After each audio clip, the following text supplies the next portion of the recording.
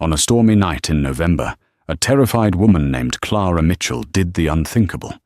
With a feverish infant in her arms and a stolen sedan running on fumes, she breached the perimeter of the most dangerous territory in the state, the Sterling estate. She thought she was running to her death. She expected the alpha, Dominic Sterling, to tear her apart for trespassing. But she was wrong. When the ruthless alpha looked down at the shivering rogue shielding her pup, he didn't see an enemy. He didn't even see a stranger.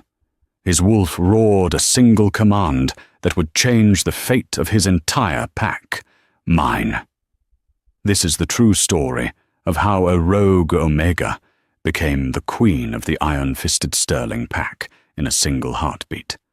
The rain wasn't just falling, it was punishing the earth. Clara Mitchell gripped the steering wheel of the 2018 Ford sedan until her knuckles turned the color of old bone. The windshield wipers were fighting a losing battle against the deluge, slapping back and forth in a frantic rhythm that matched the hammering of her heart. In the back seat, strapped into a car seat that she had bought second-hand for $20, was Leo. He was 18 months old, and he had been crying for the last 100 miles. Now, silence had fallen, and that terrified Clara more than the noise. "Just a little further, baby," Clara whispered, her voice cracking. "Mama's going to get us somewhere safe, I promise." She was lying. She had no idea where safe was. Clara was an Omega without a pack. In the hierarchy of the wolf world, that made her less than nothing. She was a target, a liability. She had fled the Greystone pack in Oregon 3 days ago, leaving behind a history of neglect and a pack leader, Alpha Silas, who viewed her son as a stain on his reputation because Leo was born a runt. The GPS on her phone flickered and died. She was flying blind on a winding back road near the Montana border. She knew, vaguely, that she was entering the territory of the Sterling pack. Every wolf in the country knew the name Sterling. Dominic Sterling. He was not just an alpha. He was a corporate tycoon who ran Sterling Industries by day and ruled the largest territory in the Northwest by night. Rumors said he had killed his own uncle to take the seat. Rumors said he didn't tolerate rogues. "He kills trespassers," the voice in her head whispered. "Better a quick death from a stranger than what Silas will do if he catches us," she thought grimly. Suddenly, a pair of headlights blinded her from the rearview mirror. A massive black truck was tailing her, surging forward with aggressive speed. It wasn't Silas. He drove a sports car. This was perimeter patrol. Panic spiked in her chest. She slammed her foot on the gas. The sedan shuddered, the tires losing traction on the slick asphalt. "No, no, no!" she screamed. The car fishtailed. Clara overcorrected. The sedan spun violently, careening off the road and smashing through the wooden guardrail. The world turned into a kaleidoscope of breaking glass and spinning trees before the car slammed into the muddy embankment of the Black River. Silence returned, heavier than before. "Leo!" Clara gasped, struggling against the airbag. She unbuckled, ignoring the searing pain in her shoulder, and scrambled into the back seat. Leo was awake, eyes wide and terrified, but he wasn't crying. A trickle of blood ran down his forehead from a tiny cut. "I've got you! I've got you!" She ripped the car seat buckles open and pulled him against her chest. The car was groaning, sinking slightly into the mud. She kicked the door open and stumbled out into the freezing rain. She was soaked instantly. The cold bit into her skin like needles. She looked up the embankment. High above, on the road, the truck had stopped. Doors were opening. She couldn't go up. She had to go into the woods. Clutching Leo inside her oversized denim jacket, Clara ran. She didn't shift into her wolf. She couldn't carry Leo if she did. She ran in her human form, her boots slipping on wet pine needles, the branches whipping her face. She could hear them behind her. Heavy paws hitting the earth. Not humans. Wolves. The patrol had shifted. She ran until her lungs burned, until her legs gave out. She collapsed near the base of a massive oak tree, curling her body around Leo to shield him from the rain and the predators. "Hush now," she hummed, tears mixing with the rain on her face. "Close your eyes, Leo." A low, thunderous growl vibrated through the ground, shaking her very bones. Clara looked up. Standing 10 feet away was a wolf the size of a grizzly bear. His fur was pitch black, darker than the night, and his eyes were a piercing, molten gold. He didn't look like a patrol wolf. He looked like death incarnate. It was him. It had to be. The Alpha. Clara squeezed Leo tighter, bowing her head, exposing her neck in the universal sign of submission. She prepared for the bite that would end her life. "Please," she whispered, though she knew wolves in this form couldn't speak human words. "Not him. Just me. Please, not him." The massive black wolf took a step forward, his lips peeling back to reveal ivory fangs. He lowered his massive head toward her, sniffing the air. He smelled the fear. He smelled the rogue scent. And then he froze. Dominic Sterling was having a terrible night. Negotiations with a rival firm in Seattle had stalled. His head of security had reported a breach in the southern grid. And now he was standing in the mud in the middle of a thunderstorm, hunting a rogue who had been stupid enough to drive a sedan off a cliff.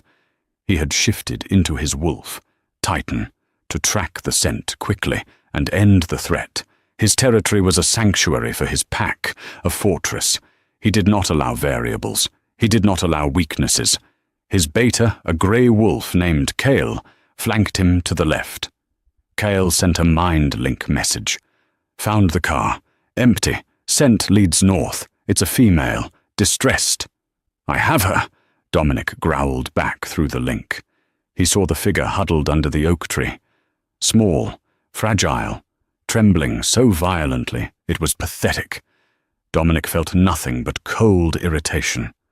Rogues were usually spies or thieves. He approached, ready to intimidate, to demand submission, and then exile her. He stepped closer, the rain matting his black fur. He could smell the metallic tang of blood. Hers or the child's? Wait. Child? He paused. The bundle in her arms shifted. A pup. She had brought a pup into a war zone. Dominic's irritation spiked. Irresponsible, reckless. He lowered his head to sniff her neck, intending to memorize her scent for the banishment order. The smell hit him like a physical blow. It wasn't the smell of wet dog or dirty rogue.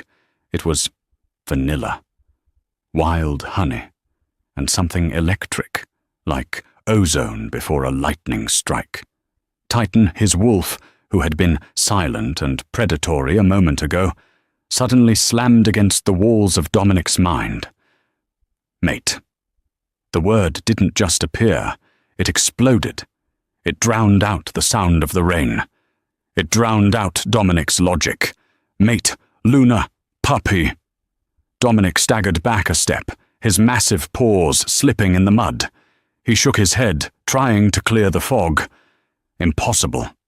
He was Dominic Sterling. He was 32 years old. He had long ago accepted that he wouldn't find a mate, and he didn't want one. A mate was a weakness, but Titan was taking over. The urge to kill vanished, replaced instantly by a primal, overwhelming need to protect. The woman was looking at him with wide, terrified hazel eyes. She was offering her neck. She thought he was going to kill her. The thought made Dominic sick. He whined. The sound was high and uncharacteristic for a creature of his size. Clara flinched at the sound. Dominic couldn't stand it. He needed to be human. He needed to speak to her. He retreated behind the thick trunk of the oak tree. Bones cracked and reshaped. Within seconds, Dominic Sterling stepped out from behind the tree. He was unclothed, but he didn't care. He stood 6'4", corded with muscle, his dark hair plastered to his forehead. He didn't look cold. He looked like a statue carved from granite. "Stand up," he commanded. His voice was deep, rough from the shift. Clara scrambled to her feet, clutching Leo so tight the baby let out a small whimper. She kept her eyes on the ground. I didn't mean to trespass," she stammered, her teeth chattering. "My car. The storm. Please, Alpha. I'll leave. Just let me walk to the border." Dominic took a step closer. The pull was magnetic. He wanted to wrap his arms around her and warm her skin. He wanted to take the child and check him for injuries. "You aren't going anywhere," Dominic said, his tone leaving no room for argument. Clara took a step back, hitting the tree trunk. "Please, he's just a baby. He's not a threat." "I know," Dominic said. He looked at the bundle. "Is he yours?" "Yes." "Is there a father?" Dominic asked. The question came out sharper than he intended. Titan was pacing in his mind, growling at the thought of another male. "No," Clara said quickly. Too quickly. "Just us." Dominic nodded. He took off the tactical watch he was still wearing on his wrist, the only thing that had survived the shift, and shoved it into his pocket. "My name is Dominic Sterling," he said. "Do you know who I am?" Clara nodded jerkily. "Yes, Alpha." "Then you know I don't repeat myself. Give me the boy." Clara's eyes snapped up to his, filled with horror. "No!" "You are freezing," Dominic said, his voice dropping an octave, becoming softer. "You are in shock. You cannot carry him up that hill. Give me the pup. I will carry him. You will walk in front of me." Clara hesitated. She looked at the Alpha's hands, large, powerful hands that could crush a skull. Then she looked at Leo, whose lips were turning blue from the cold. With shaking hands, she passed the sleeping toddler to the naked stranger. Dominic took the child. The boy was surprisingly heavy. Leo stirred, opening sleepy eyes to look at the stranger. He didn't cry. He reached out a chubby hand and grabbed Dominic's wet hair. Dominic felt a strange warmth bloom in his chest, right next to the bond he felt for the woman. "What is your name?" Dominic asked, looking at her. "Clara," she whispered. "Clara Mitchell." "Clara," he tested the name. It tasted right. "My beta is approaching with a vehicle. You are coming home with me." To the cells?" she asked fearfully. Dominic looked at her, his gold-flecked eyes intense. "No, Clara, not to the cells. To the manor." Just then, Kyle burst through the brush in his human form, wearing patrol gear. He stopped dead when he saw his Alpha naked, holding a rogue baby, standing guard over a shivering woman. "Alpha?" Kyle asked, confused. "What's the call? Intruder protocol." Dominic turned to his beta. The look on his face terrified Kale more than any rage ever had. It was a look of absolute possession. "Code Red," Dominic said calmly. "Get the SUV warmed up and call Dr. Aris. Tell him to meet us at the master suite." Kale's jaw dropped. "The master suite, sir? Your bedroom?" Dominic glared. "Did I stutter?" "No, Alpha. And Kyle," Dominic added, glancing back at Clara, who was hugging herself for warmth. "Give her your jacket. If she shivers one more time, you're running perimeter laps for a month." The drive to the Sterling estate was silent and suffocating. Clara sat in the back of the luxury SUV, wrapped in the beta's oversized tactical jacket. It smelled of pine and rain, but underneath she could smell the sterile leather of the car and the overwhelming scent of the man sitting in the front passenger seat. Dominic. He had dressed in spare sweats kept in the trunk, but he still radiated power. Every few seconds, his eyes would flick to the rearview mirror, locking onto hers. It wasn't a predatory gaze, but it was intense, possessive. It made her skin prickle. Leo had fallen asleep in a car seat Dominic had miraculously produced from the trunk. Apparently, the pack kept emergency supplies for foundlings. Clara's mind was racing. Why the master suite? Why is he being so gentle? She knew the stories. Alphas didn't bring rogues into their homes unless they were creating a harem or looking for servants. Was that it? Did he want her as a maid, or worse? The car slowed as they approached a massive iron gate. The sterling emblem, a wolf holding a sword, was wrought into the metal. The gate swung open, revealing a winding driveway lined with ancient pines. At the top of the hill sat the manor. It wasn't a house, it was a fortress of stone and glass, illuminated by golden floodlights. It looked like a castle from a modern fairy tale, but Clara knew that castles had dungeons. The SUV stopped under the portico. Dominic was out of the car before the engine died. He opened her door. "Leave the bag," he said, eyeing her meager duffel. "You won't need it." "It has Leo's diapers," she protested, clutching the strap. "We will buy more," Dominic said. He reached in and unbuckled Leo with surprising dexterity. He lifted the sleeping boy onto his hip. "Come." Clara followed him, her legs feeling like jelly.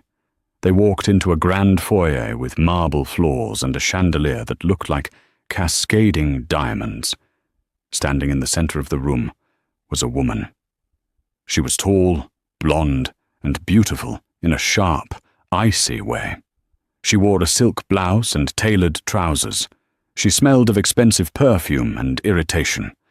This was Vanessa, the pack's head of public relations, and, if the tabloids were true, the woman actively campaigning to be Dominic's Luna.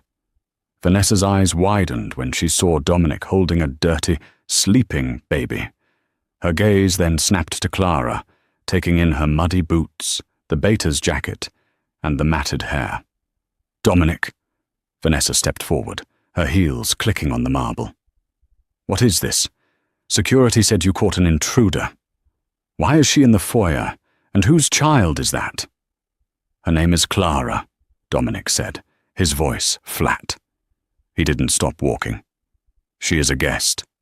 "A guest?" Vanessa laughed, a harsh sound. "Dom, she's a rogue. Look at her. She's filthy. You can't bring strays into the main house. Think of the optics. The gala is in 2 days." Dominic stopped. He turned slowly to face Vanessa. The air in the room grew heavy. "Vanessa," Dominic said quietly, "prepare the guest room next to mine. The blue room." Vanessa recoiled as if slapped. "The blue room? That's reserved for visiting alphas. Put her in the servants' quarters if you must keep her." I said. Dominic's voice dropped into a growl that vibrated the crystals in the chandelier. "The blue room.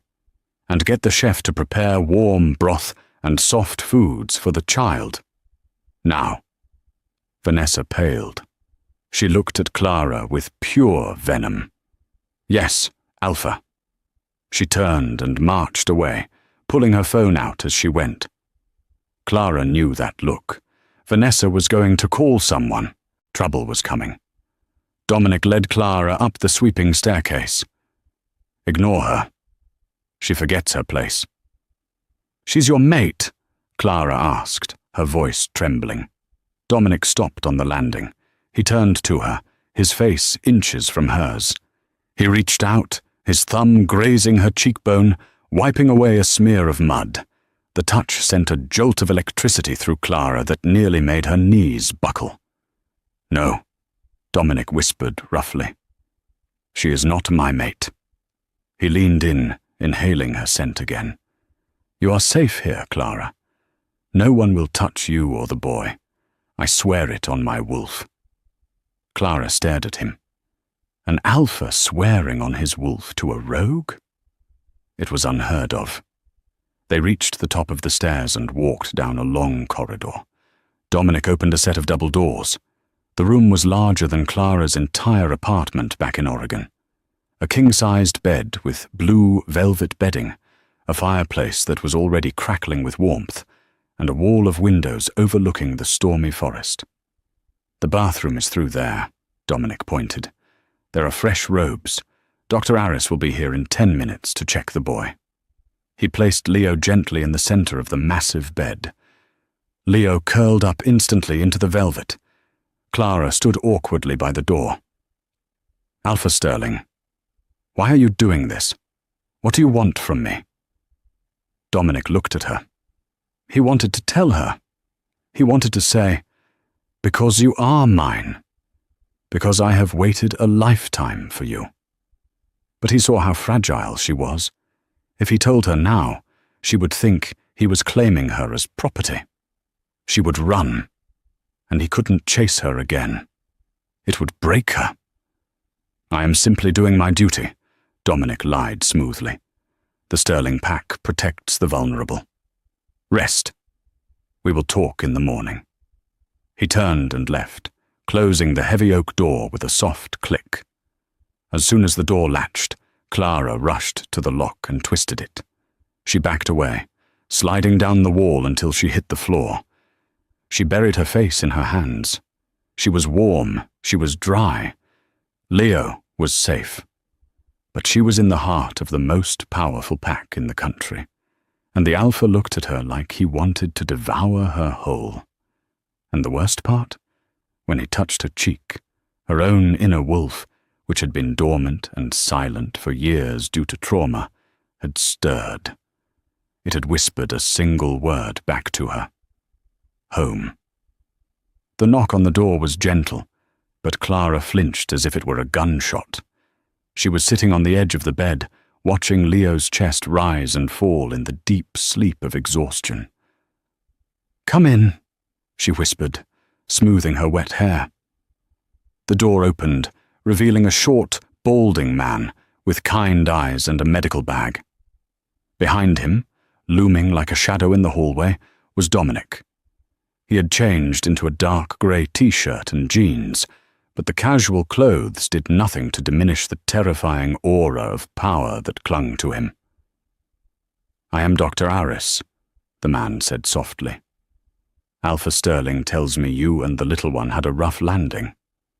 "We're fine," Clara said instinctively. It was the rogue mantra. Deny pain. Show no weakness. Humor me. Dr. Aris smiled. He approached the bed and began to check Leo. He listened to the boy's chest, checked his pupils, and cleaned the small cut on his forehead. "He has a low-grade fever," Dr. Aris noted, pulling a small bottle from his bag. "Likely from the exposure to the rain. This antibiotic will knock it out by morning. He's a strong pup." Clara let out a breath she didn't know she was holding. "Thank you." "Now you," Aris said, turning to her. "I'm fine," Clara insisted, crossing her arms over the plush robe. "Clara." Dominic spoke from the doorway. He hadn't entered the room, respecting her space, but his voice carried that undeniable weight of command. "Let him check you. You hit the dashboard." Clara bit her lip. She couldn't refuse an Alpha's direct order. Slowly, she allowed Dr. Aris to check her pulse and the bruising on her shoulder.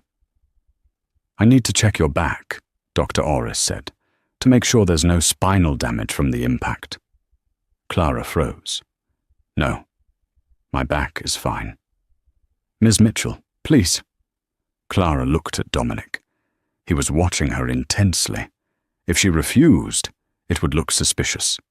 With trembling fingers, she loosened the robe and let it slide down her shoulders, just enough to expose her upper back.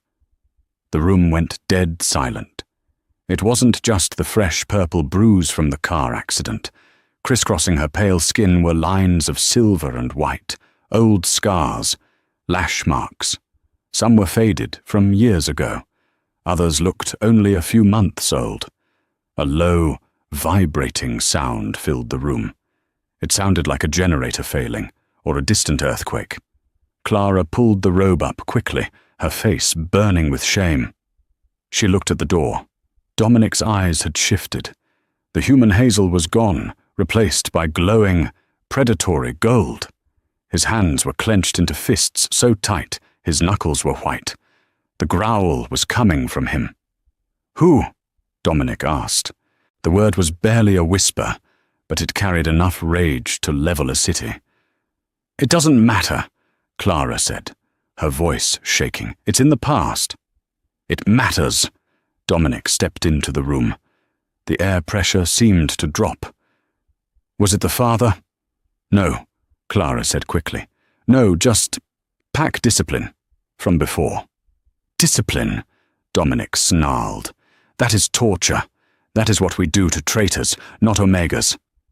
Dr. Aris cleared his throat, sensing the volatility of the situation. "Alpha, your pheromones. You're scaring her." Dominic froze. He looked at Clara, who was pressing herself back against the headboard, eyes wide.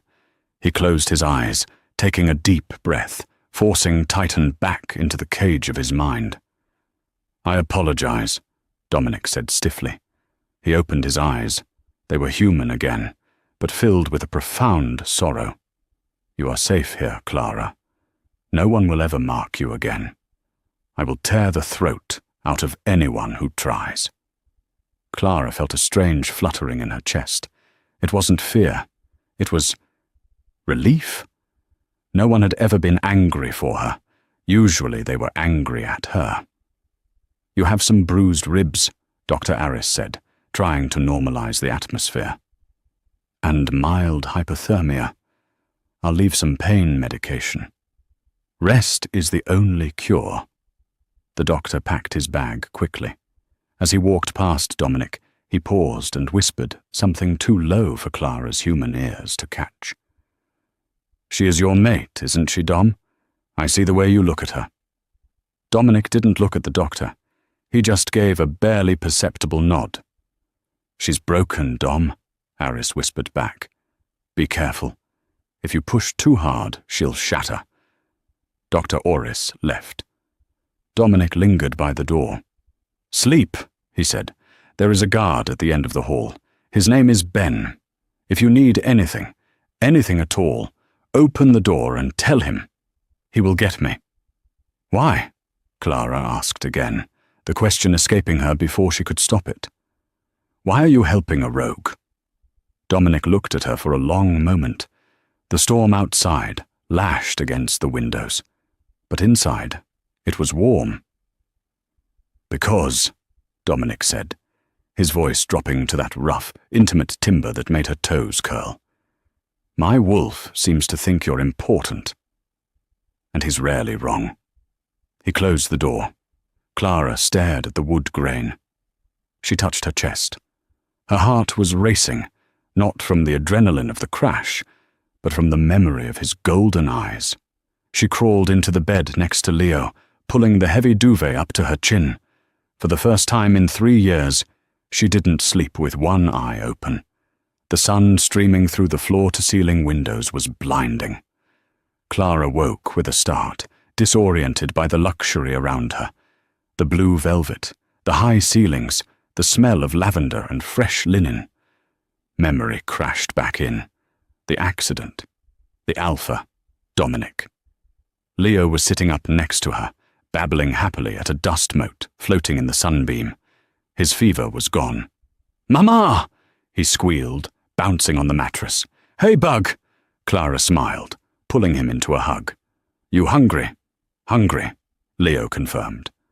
Clara's stomach growled in agreement. She realized she hadn't eaten in 24 hours. She got up and found fresh clothes laid out on the armchair, black leggings and a soft, oversized grey sweater. They were brand new, the tags still on. There were even toddler clothes for Leo. He thought of everything, she mused, a flush rising to her cheeks. She dressed them both and cautiously opened the bedroom door. The hallway was empty, though she saw a large man in a suit standing by the stairs. Ben, the guard. He nodded respectfully as she passed. "Kitchen?" she asked timidly. "Ground floor, left past the foyer, ma'am," Ben said.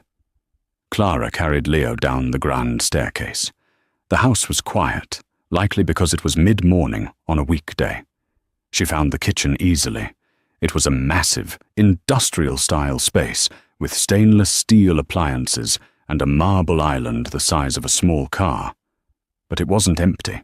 Sitting at the island, sipping an espresso while typing furiously on a tablet, was Vanessa. She looked up as Clara entered. Her eyes narrowed, scanning Clara from head to toe.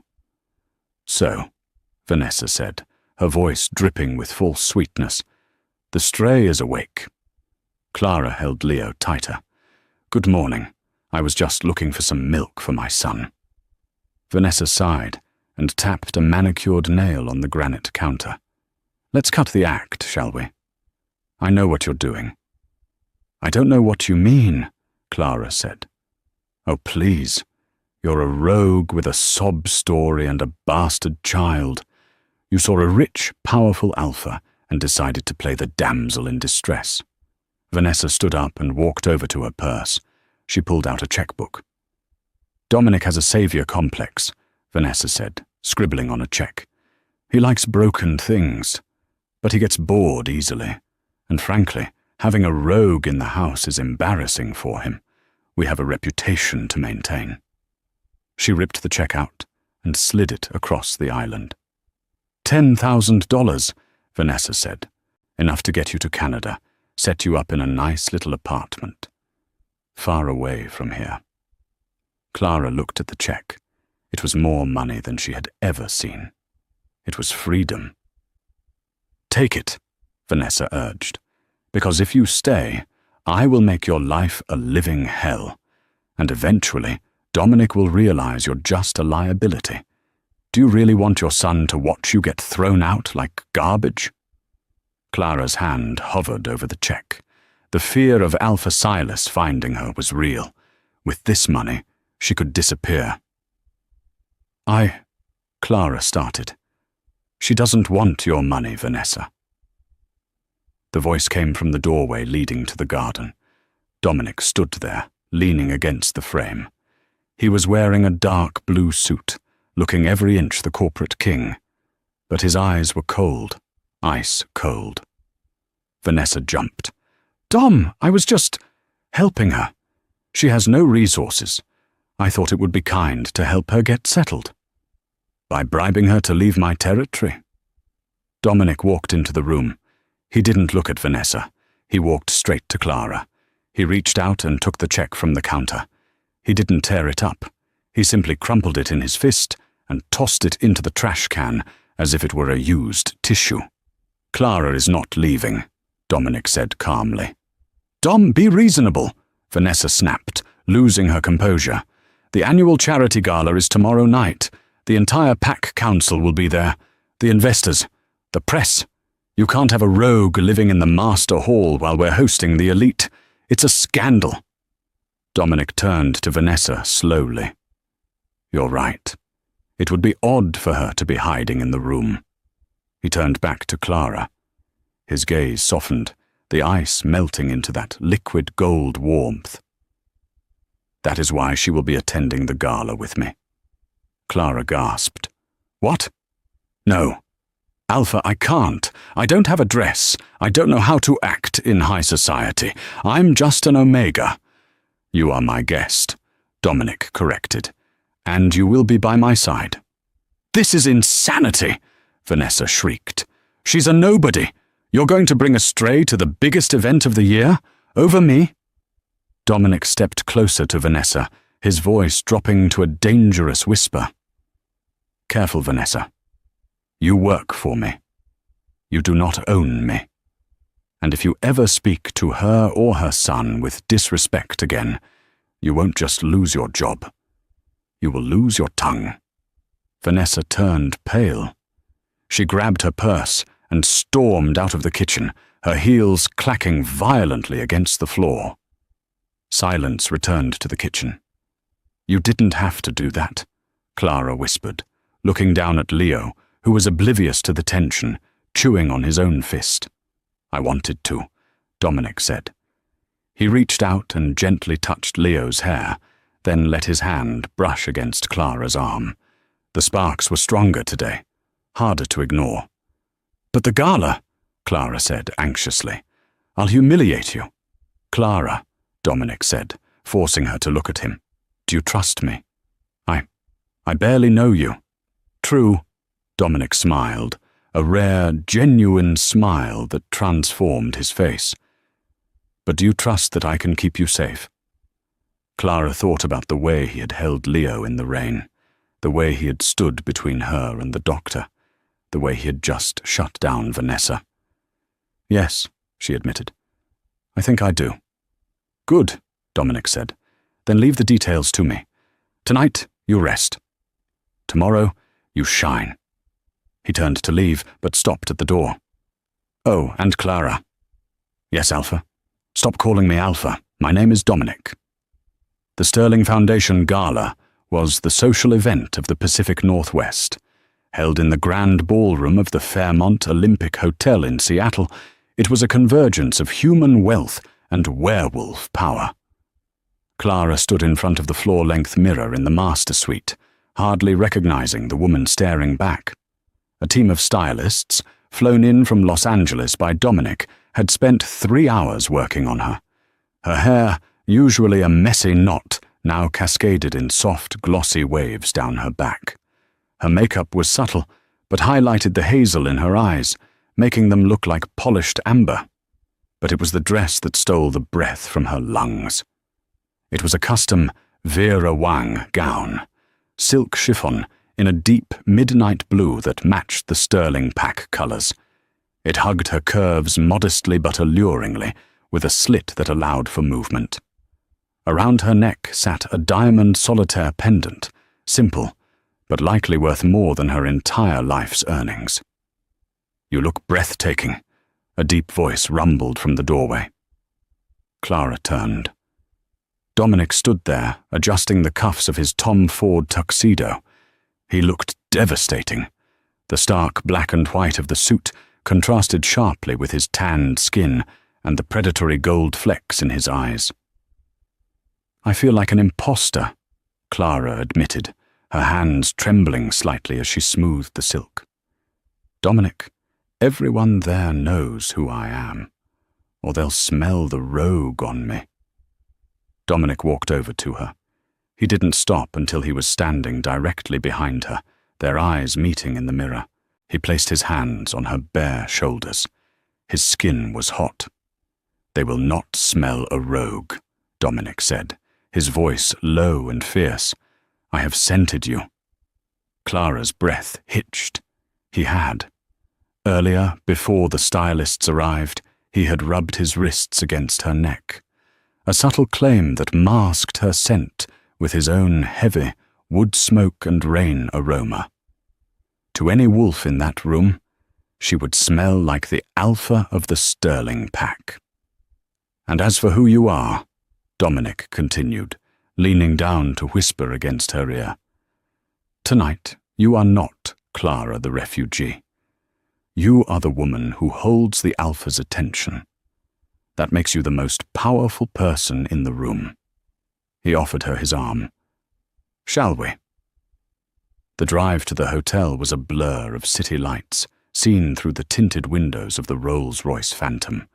When they arrived, the paparazzi swarm was blinding.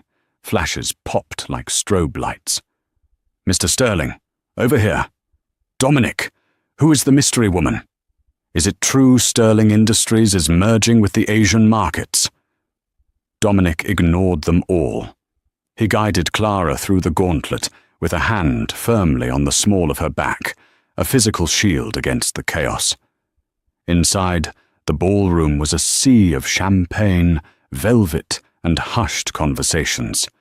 As soon as the announcer declared, "Alpha Dominic Sterling," the room went silent. Hundreds of eyes turned to them. Clara felt her heart hammering against her ribs like a trapped bird. She saw Vanessa across the room, wearing a shimmering red dress, holding a glass of wine so tightly the stem looked ready to snap. Vanessa's eyes were narrowed into slits of pure hatred. Dominic didn't falter. He led Clara straight into the center of the room. "Breathe," he murmured. The night passed in a whirlwind. Dominic introduced her to senators, tech CEOs, and visiting alphas. He didn't explain who she was. He simply introduced her as Clara, and the way he said her name, with reverence, dared anyone to ask for more. Around 10:00 p.m., the orchestra slowed the tempo. A waltz began. "Dance with me," Dominic said. It wasn't a question. He pulled her onto the floor. Clara followed his lead effortlessly. Her mother had taught her to dance before the pack turned on them. For a moment, the world shrank to just the two of them. The warmth of his hand, the scent of him, the way his eyes tracked her every movement. "You're doing well," he said softly. "I'm terrified," she admitted. "You don't look it. You look like a queen." "Dominic," she whispered, looking at his tie. "Why me? I need to know. Why did you save me? Why are you doing all of this?" Dominic stopped moving, though the music continued. They stood still in the center of the swirling couples. "Because," he said, his voice raw, "from the moment I saw you in the rain, my wolf has been screaming one thing. You are the other half of my soul, Clara. You are my crash." The double doors of the ballroom were thrown open with enough force to crack the wood. The music screeched to a halt. The chatter died instantly. Standing in the doorway was a man in a dusty leather trench coat, flanked by 6 armed enforcers. He had a scarred face, greasy hair, and eyes that burned with madness. It was Silas, the alpha of the Greystone pack. The guests gasped and backed away. Security moved forward, but Silas held up a hand. He was holding a piece of paper, a warrant. "Dominic Sterling," Silas bellowed, his voice echoing off the vaulted ceiling. "You are harboring a fugitive." Dominic didn't flinch. He slowly turned Clara so she was behind him, shielding her with his body. His posture shifted from sophisticated CEO to lethal predator in a split second. "You are trespassing, Silas," Dominic said, his voice calm but deadly. "This is neutral ground. Leave before I remove your head." "I have a right to retrieve my property," Silas sneered, stepping onto the marble floor. He pointed a dirty finger at Clara peeking out from behind Dominic's shoulder. "That bitch stole from the pack treasury before she ran, and she kidnapped a pack member, her son. Liar!" Clara screamed, stepping out from behind Dominic, despite his attempt to stop her. "I took nothing, and Leo is my son. You wanted to kill him because he was small."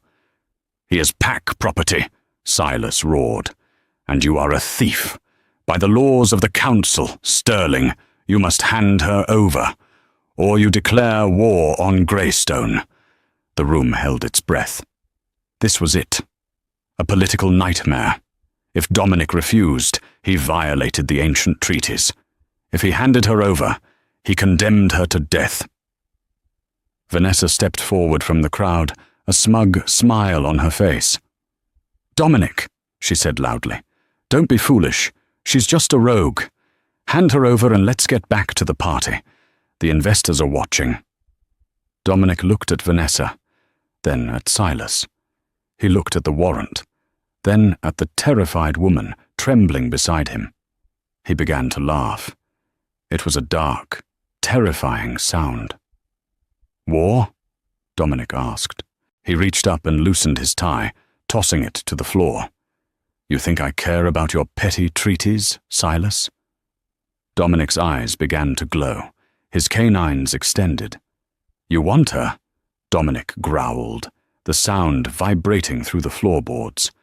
"Come and take her." The shattering of the double doors didn't just break the wood, it broke the reality of the evening. Splinters flew across the polished marble floor like shrapnel, and the orchestra's melody died in a discordant screech of strings. A cold wind swept into the warm ballroom, carrying with it the scent of wet dog, stale beer, and rot. It was the scent of the Greystone pack. Silas stood in the ruined threshold, a nightmare in a dusty leather trench coat. He was flanked by 6 enforcers, men who looked more like hired thugs than wolves, their eyes darting around the room with feral hunger. But it was Silas who commanded the terror. His face was a map of violence, scarred and pockmarked, his eyes burning with a madness that had consumed his pack for years. "Dominic Sterling!" Silas's voice was a gravelly roar that seemed to shake the crystal chandeliers above. "You harbor a fugitive! You defy the council laws!" The silence that followed was absolute. Champagne glasses were lowered. Senators and socialites froze, unsure if this was a theatrical performance or a terrorist attack. Dominic didn't flinch. He slowly moved Clara behind him, his body becoming a solid wall of muscle and tuxedo wool between her and the threat. "You are interrupting my evening, Silas," Dominic said. His voice wasn't loud, but it carried a deadly, vibrating frequency that made the hair on Clara's arms stand up. "This is neutral territory. You have 10 seconds to leave before I mount your head on the gates." Silas sneered, stepping fully into the light. He reached into his coat and pulled out a rolled parchment, stamped with the wax seal of the Regional Wolf Council. "I have a warrant." Silas held it up, shaking it at the crowd. "That woman, the one hiding behind your expensive suit, is property of the Greystone Pack. She is a thief who stole from our treasury. She is a kidnapper who stole a pack pup." A gasp rippled through the room. Whispers ignited like wildfire. "Thief? Kidnapper? Liar!"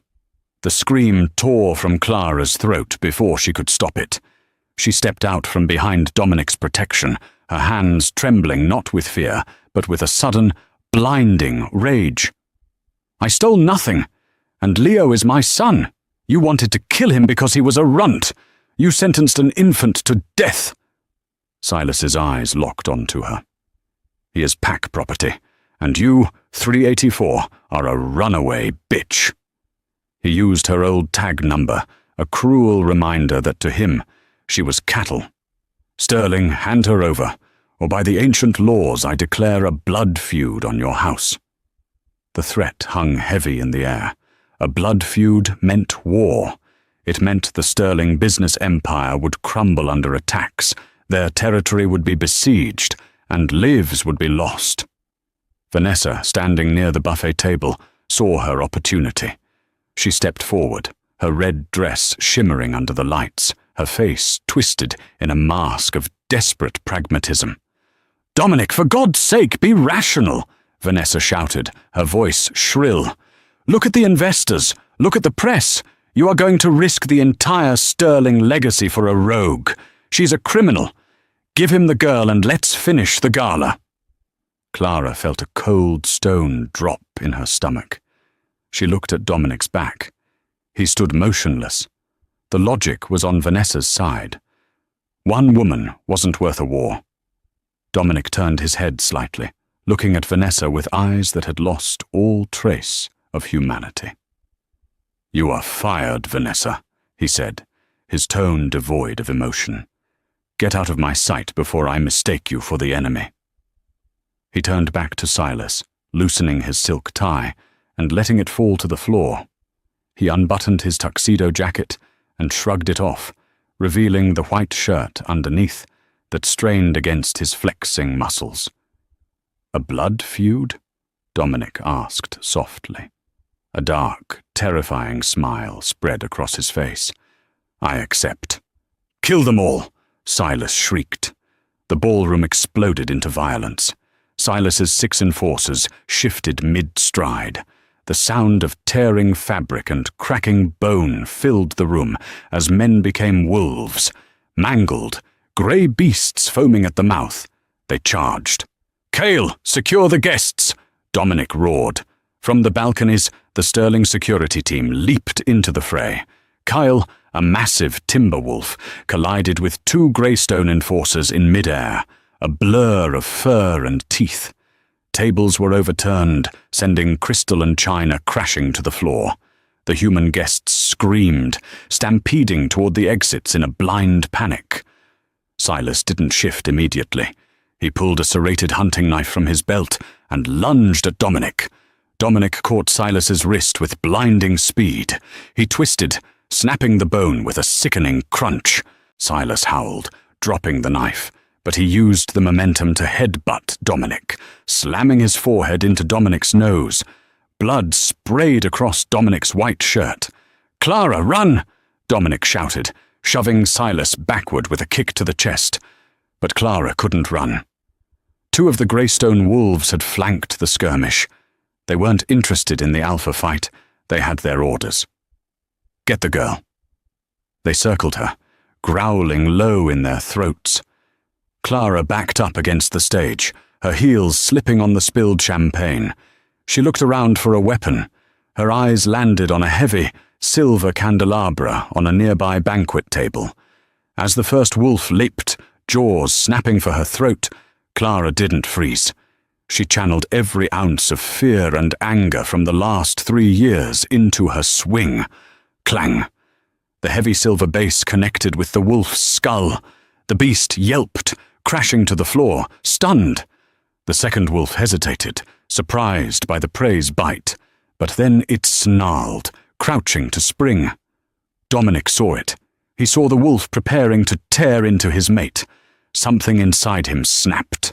The tether on his humanity severed completely. No! The roar wasn't human. It was a sonic boom that shattered the remaining windows of the ballroom. Dominic fell to his knees, his body convulsing. His shirt shredded as his spine expanded. Black fur erupted from his skin like oil. In seconds, the man was gone. In his place stood Titan. Titan was a monster of a wolf, pitch black, standing nearly 5 feet at the shoulder, with muscles that rolled like steel cables under his pelt. His eyes were twin suns of burning gold. The second wolf lunged at Clara. Titan intercepted him like a freight train.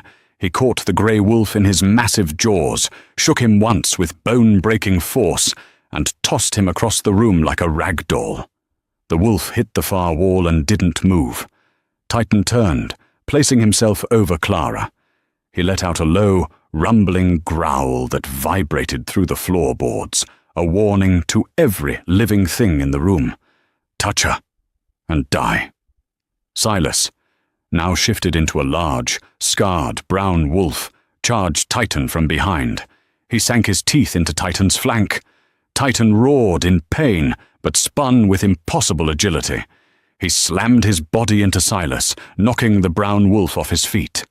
The 2 alphas rolled across the dance floor, a whirlwind of snapping jaws and claws. It wasn't a fair fight. Silas fought with dirty desperation, aiming for eyes and joints. But Titan fought with the wrath of a god protecting his temple. Titan pinned Silas to the ground, his heavy paws pressing the breath out of the Greystone Alpha. He clamped his jaws around Silas's throat, not to kill, but to hold.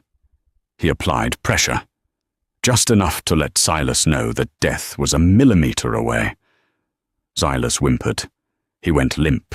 He bared his neck. Submission. The fighting stopped. The Greystone wolves, sensing their alpha's defeat, lowered their tails and backed away. Kyle and the Sterling Guard circled them, snarling. Titan held the grip for a long, terrifying moment. Then he released Silas and stepped back. He looked at Clara. Dominic shifted back.